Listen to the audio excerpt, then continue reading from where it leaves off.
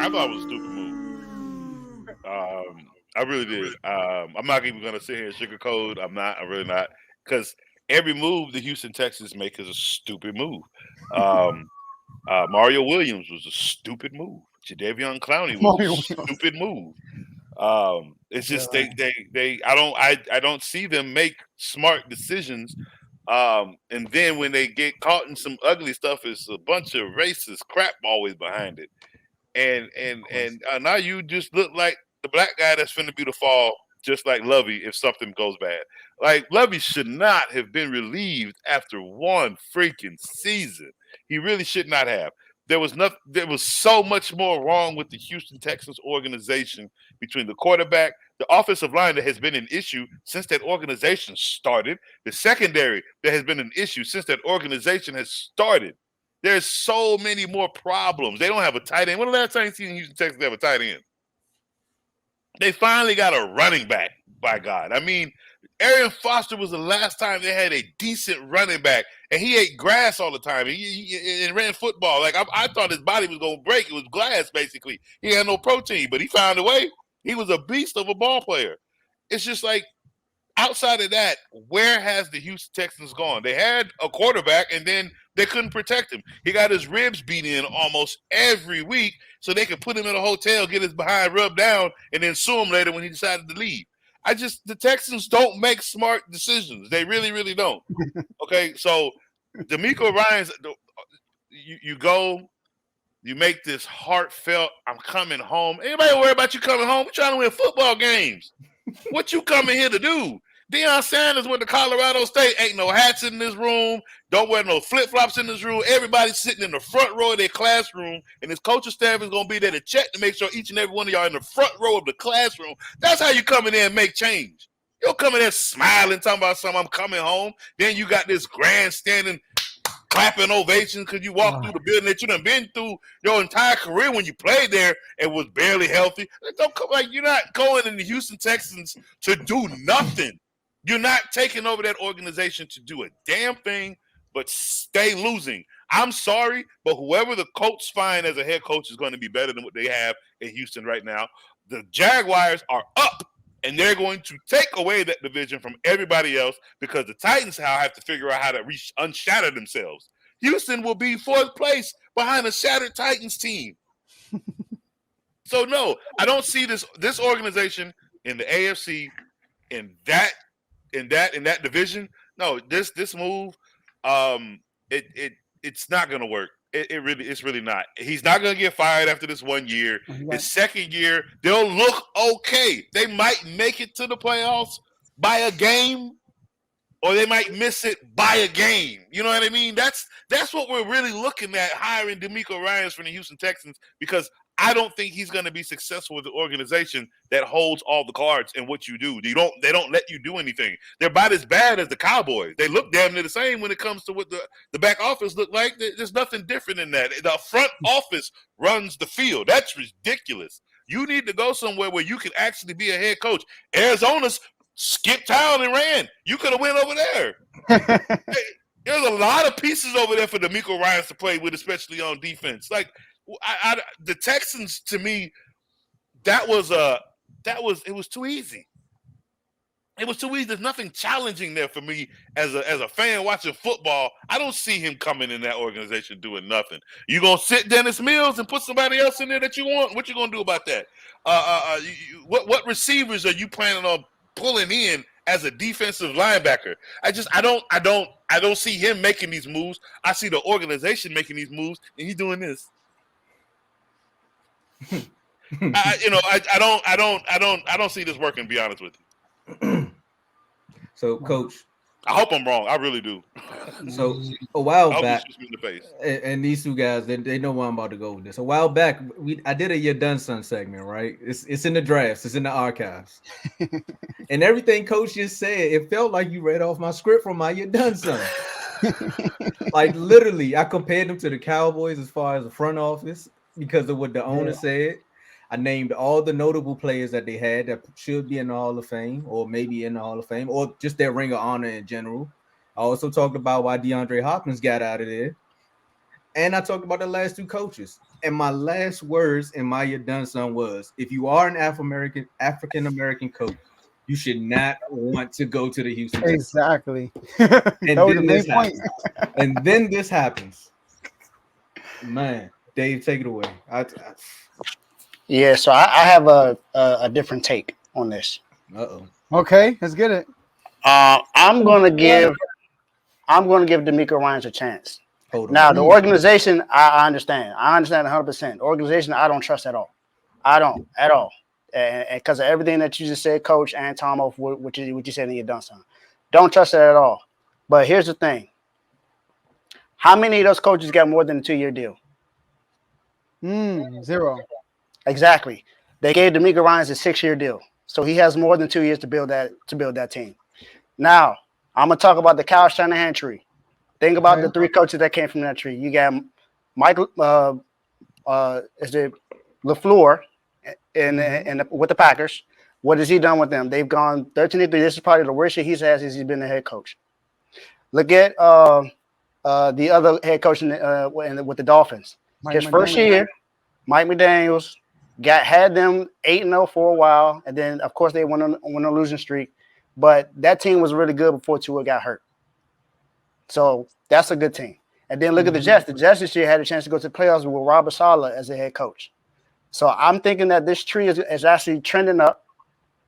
And you got to remember who else came from this tree, because he was with that team in Washington, and that's the coach with the Rams. He didn't win a Super Bowl. People don't want to count him as that tree, but he counts. So I'm just looking at that tree from what left Kyle Shanahan, and all the coaches have been successful. And you say successful, but you look at all those trees, right? Which one of those trees has a good offensive coordinator to propel them? None of them. They're all defensive-minded coaches outside of McDaniels. And look what happened. They went 8-0, and then they Sean McVay too. Sean McVay too. And you know how I feel about McVay. I understand how you feel about McVay. He's a Super Bowl champion. I get it. He got Super Bowl. That's why he's the scapegoat because he got one. And then, but I get to fall back on the fact that he couldn't do a damn thing with the team. Look, those are good coaches. If you can't look, that team should not have failed the way they did after the Super Bowl just because their quarterback's elbow was bad. They really shouldn't have. He is like John Gruden. He has to have every piece to make his offense look magical. If shit's missing, he kicks it to the side and just replaces it. He doesn't develop. He doesn't do anything to enhance players' skills. I get you. I don't know about that, Coach. I get you how you feel about that. But I'm just looking at it from that totality. And for one, they pursued him. He was their number one option. They wanted Demeco Ryans. They interviewed him 3 times. They never did that with any.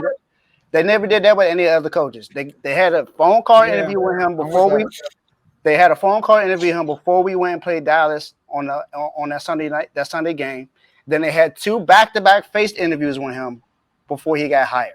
Oh, that's why he got hired. They wanted him. They wanted the person that they had as a player. They pursue him. He was and like Carl it's not hard. They had his phone number for years. That's true. But the thing is, how many other players played for him that they gave that opportunity to? None. And you know what that's from? You know what I look at when I see that? I tell you, well, no, this is second because Jeff Saturday. That's what I see. I'm not. Trust me when I tell you, a player can't be a coach.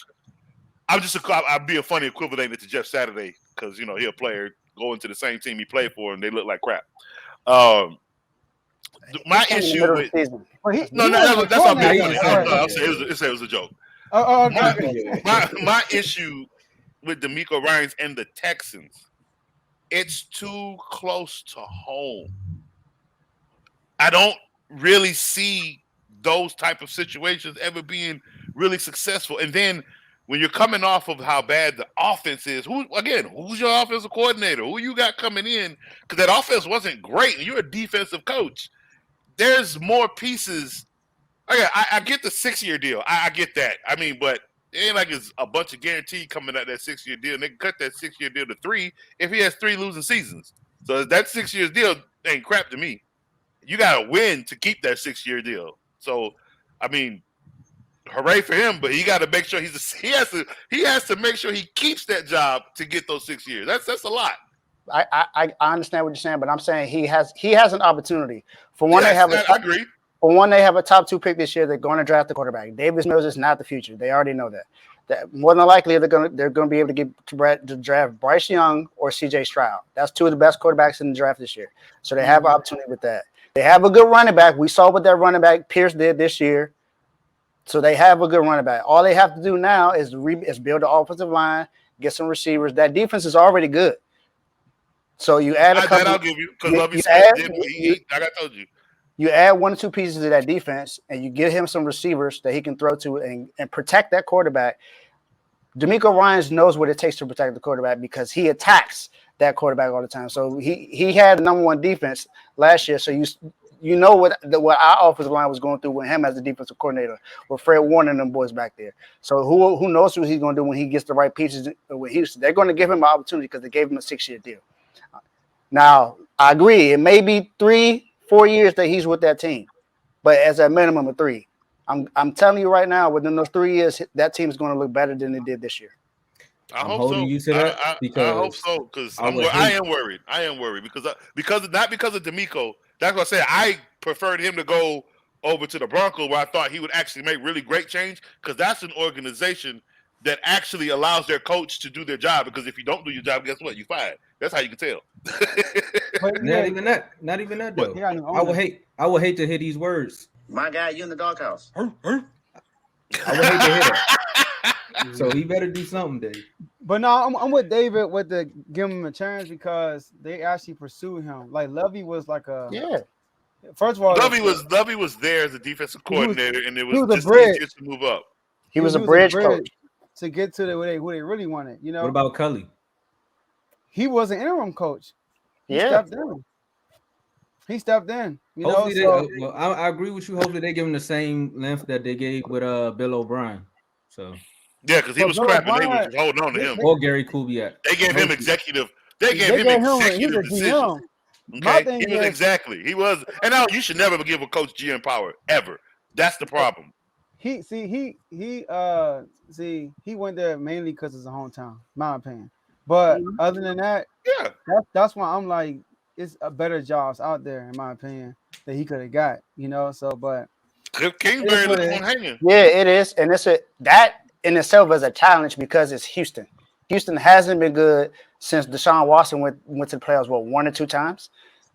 Other than that, they haven't been really good. So that's a challenge in itself. Being able to get that team to be a playoff. He might want that. He might want the challenge. Exactly. He a homer. I'm with him. Yeah, but you know what? Your challenge, what you expect your challenge to be, may not be what the organization plans on doing. And that's why I don't. That's the reason I don't like it because here's my problem with him there. I don't see him with any real power. That's my issue. Yeah, man, I don't mind the fact that he's a good coach. I think he's a great coach. I don't think he's going to have the great coaching power he deserves to use with Houston Texans because they're going to stomp on everything he wants to get what they want. And they've been that way. I haven't seen any change in the Houston Texans organization to tell me otherwise. And another thing, I don't like the fact that they don't try to use it for a press clipping. Like that's what it feels like to me. They like, all right, we got the whole that's all it's really been. That's the black coach, and it's like it's a press clipping. We're not racist, see? Yeah, but look, that's like if Jerry was to go get a black coach all of a sudden. Y'all would be like, after the picture came out and Jerry was to hire a black coach. I doubt that ever happens. I said if. I said that's like if.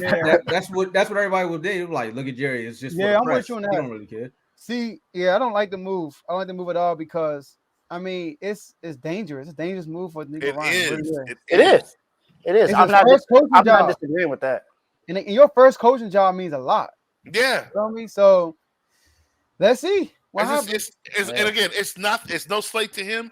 It's where he went. I don't trust the Houston Texans. I really don't. I hate that organization. Like they're not good to people. I understood head coach because he was super active with that defense. Yeah, like he definitely will be. He was super active out there. Look like what's the name? Robert Saleh. It looks like him. Yeah, like on the sideline. Three of the best defensive coaches came from San Francisco: Vic Fangio, Robert Saleh, and Demeco Ryans. Let's go. All right, y'all. Let's go.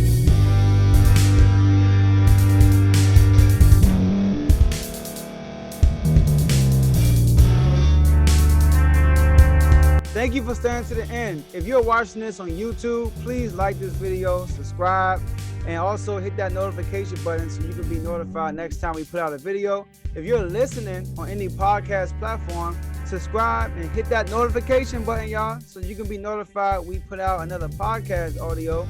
And last but not least, hit that share button. No matter what you're listening to or watching it, hit that share button and send it to somebody that you know that would love to watch this episode you just listened to.